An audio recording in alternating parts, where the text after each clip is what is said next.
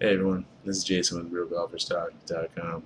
Glad you're back with us. We're going to talk about the first round of the Travelers Championship and get into how the favorites are doing.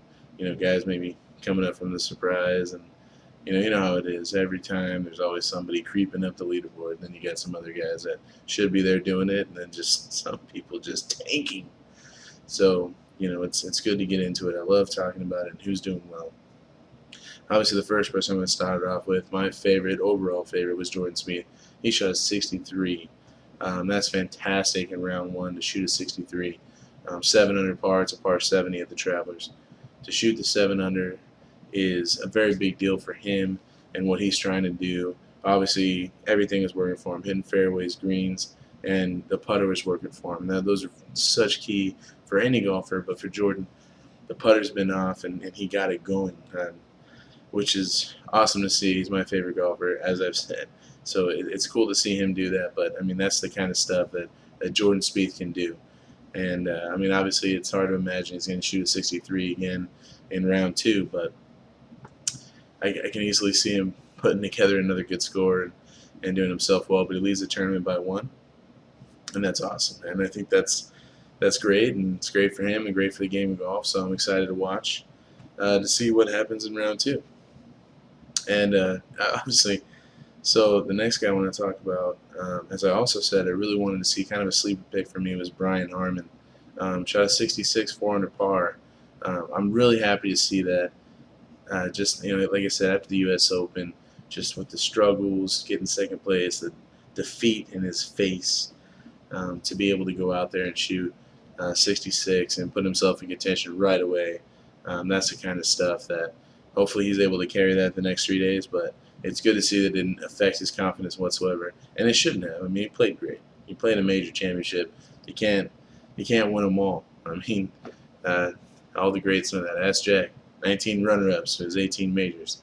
Can't win them all, but it's one of those things where you love to see a guy that had a defeat in his face and saw him walking with such a distraught look on his face, and was able to come back this week right away, a few days later, and then go out there and play well. So congratulations to him, and I look forward to seeing him in the second round and the other rounds to follow. Then you got Rory McIlroy, who again wasn't on my favorite list, but shot 3 under par in round one, so that's a good score. 67. That's a good score. It's actually, you know, I don't know if that's going to translate into the weekend or not. I don't know, but he's got some things that he can do well. I mean, the guy's been the number one player in the world. He's won, you know, 4 majors. The guy can play. So I look forward to seeing what he can do. But it's just hard for me to imagine, being out with the rib and the back injury, to be able to come through and to play like this consistently. I think it's going to take a few more tournaments for him to get to that place. I just do. I mean, it's so hard to come back from injury because you got to stop thinking about it, right? That's the whole point. Like you got to have repetitions to where every time you're swimming a golf club, you're not thinking about the injury anymore. So I just think he's going to need a little bit more time, but we'll see. It's a good start to this one. He did stroll the U.S. Open. That was his first tournament back. We'll see. Maybe he's figured something out. Maybe he put the practice in. Maybe he doesn't have that. But 3 under is a good score, good for him. And then you got, which is really funny. Jason Day. He was lights out for a long time, and U.S. Open missed the cut badly, and he shoots 2 over par in this round. I don't know what's going on. I mean, the guy can putt really well, hit the ball forever. It's kind of weird seeing him struggle. You just don't. I mean, for years, he's been playing solid. He doesn't really seem to struggle at any point in his career. And so it's just watching this guy shoot 2 over par. Not that it's the worst tournament ever, but you just don't expect Jason Day to do that. And a lot of that comes from watching a little bit of his coverage here. It's just you can't put yourself in a bad spot. He's leaving himself short-sided, whether it's putting in a bunker with a hole right there, or he's making himself long putts. His proximity to the hole is not there. It's just you can't expect to make long putts every time, and his putter is just the putts are just not going in the hole. and he's going to have to tune up his game a little bit if he wants to compete again the way he was. And I mean, everybody's sorry, I gotta grab my beer. Why not? But everybody wants to see him compete. I mean, he's a good dude, especially that a couple of years ago when he was dealing with the whole thin thing with the crystals in his ears and stuff, and it was really like making him nauseous and like feeling he was gonna pass out. So he, especially with his mom earlier this year, I know that's been a struggle for him too because of that the whole situation with his mom, and thank God she's doing a lot better. But you just want to see him get back to what we're expecting from Jason Day. It's hard to watch any golfer when you see him play at a level for such a long time, and then they just have these struggles. You want to see him get back, especially the ones that are what we can call crowd favorites. Um, Bubba Watson, I picked him as one of my favorites because he won this tournament twice. He shot +4. He was 4 over par. Just, oh man, the errant tee shots. Saw him hit one in the water. It's just the swing is just not there. Like the consistency isn't there, and I mean, the putting stroke just needs to get better. It really does. It needs to get better. It's just so not. There's no rhythm to it. Like when you watch when you watch Ricky Fowler putt, there's a rhythm. Justin Thomas, another great putter. They have a rhythm.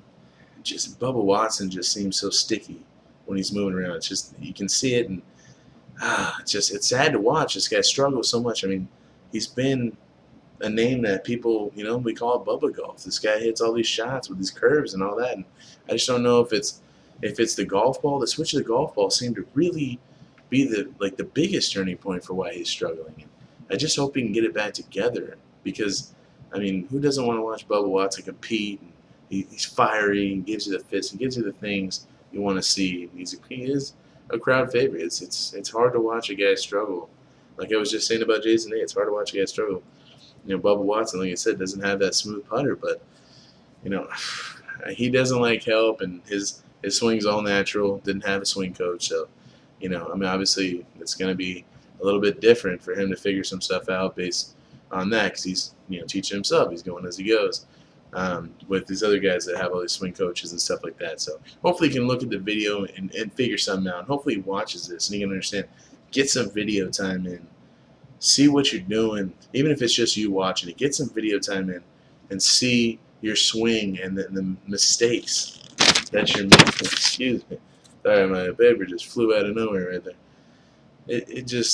You got to have the ability to see what you're doing wrong and then try to fix it in golf because the tiniest of little things really get in your way. So hopefully he can figure that out. But yeah, disappointing round. And Justin Thomas, I mean, this is even more disappointing than Bubba Watson. Shot 3 over par. I mean, had a 63, just 9 under par at the U.S. Open. To go from that to 3 over par here, was over par the last round. So last 2 rounds he's played, he's over par. That's just not what we're accustomed to seeing from Justin Thomas. He was one of my favorites too. Actually on Vegas, like we were talking about the game, he's one of the favorites over there. So it's just kind of weird to watch him struggle a little bit.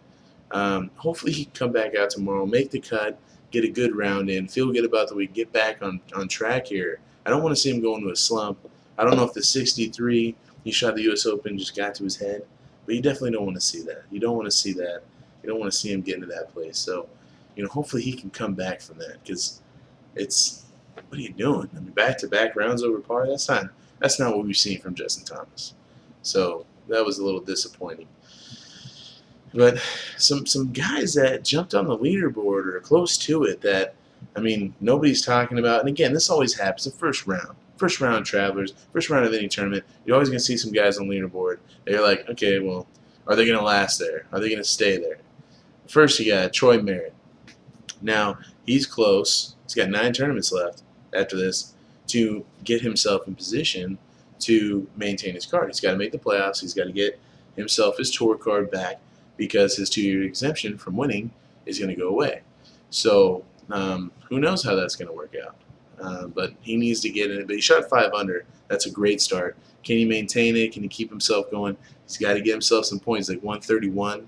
in the FedEx Cup standings. He's got to get himself some points. He's got to get in the playoffs. But again, 5 under for the first round. Just keep that going, get himself in there. But that is a surprise. I mean, the guy has been struggling ever since he won.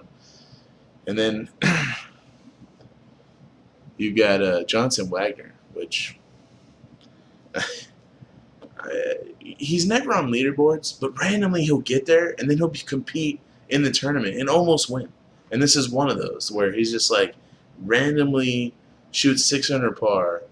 At one point was sharing the lead. Jordan Spieth was the only one to be able to get to 700. He shoots 600 in the first round. It's a fantastic round. But you're thinking Johnson Wagner, it's just so up and down. It's almost hard to watch sometimes. I mean, you want to root for the guy. You do, because, I mean, I remember a few years ago, he was trying to get in the Masters, and he makes this long putt to get into a playoff, and he's going insane. And I mean, so it's like, all right, he shows some fire, but that is just, they surprise you with these things. They really do. They come out. Some of these guys just like, they look dead in the water, and then all of a sudden they're on the leaderboard, and they're like, wait, he's still playing golf? That's fine. The guy's still there? Like, I don't know. For me, that's how it goes. For me, I mean, there's a few guys out there. I'm sorry, I'm having trouble reading my list here. But yeah, Stegmeyer, he's from Florida. He's a university. Love the Gators, by the way. I'm a big fan of the Gators. And younger dude, but he's on the leaderboard, which is cool. Which is really cool because, you watch these younger guys. Can this guy actually maintain it? I mean, he shot a low round, 500 par, 600 par. Excuse me, he shot 664, same as Wagner. The guy's there. He's right at the top of the leaderboard. Can he maintain that? Because maybe this is another young guy that can get himself in position to be one of the other young guys that compete in tournaments. So that's something to watch. Now, we don't know a whole lot about him, but 6 under, that's the first round. We'll see how that goes and translates into round 2. Is he able to maintain that momentum and keep going? That's going to be the question. And obviously it's one of the biggest questions with all of these guys that you don't expect to be there, don't have a track record of winning and staying in tournaments and being that consistent player. And this is the type of stuff you watch and why you talk about it, because do they have it? And and that's how they get the reputation. Do they have it or do they not? And then Graham Dillette, which obviously he's proven he can hang around the leaderboard. He's 5 under. He's 2 back. He's also a person that can compete for it. He just doesn't win, and it's hard because it's I wonder if it's in his head because he has a game to win. He just hasn't won like that. Like, he hasn't been able to put anything together to where he can just be like a dominant force. And I mean, he has a game to do it. He just the putter. It's almost like a Bubba Watson type thing where the putter holds him back so much. The guy from fairways, greens, the putter fails him a lot. And I mean, obviously, we've seen him on leaderboards, we've seen him compete, but he just doesn't win. And so you just wonder, is this going to be another one of those he just doesn't win, or does he actually break through this time? It's going to be interesting to watch. But those are from the Travelers. That's a big thing. I'm not, as far as the European Tour goes, I saw Henrik Stenson did really well, Sergio Garcia did really well. So that's good for them. I'm not going to get a whole lot in, unless you guys have some questions about the European Tour. We can get a lot into that if you want to. But it's good to see Henrik playing well. He's been really suspect as of late, so it's good to see him playing well because who knows what happened. That guy, when he won the Open at Royal Troon, that was a phenomenal performance. And it just seems like since then the game is just not the same, especially the Ryder Cup too. After the Ryder Cup, just the game fell off. It's like, who's Henrik Stenson now? So, good luck to him. Hopefully he can maintain that and everything and get a good weekend and finish strong. Maybe even win the tournament and get the confidence back. But this has been the round 1 of the Travelers. Mainly, we talked about some things. You guys have some feedback. Who's your guys' feedback? Who's your guys' players? What players do you want to see win? Who wants to see Joy Merritt win? Who wants to see those guys? Just let me know. Maybe you have somebody else in the farther path that I didn't mention that you guys want to see win. Love to know what it is. And I'd love to point it out on the video so everybody else can can hear it, because I'm all about comments. I'm all about making this not just about me, but about everyone else watching these videos. So comment whenever you can. I appreciate it. Thanks for staying up. Thanks for watching this. This is Jason with RealGolfersTalk.com. Appreciate it. Thank you. See you guys next time.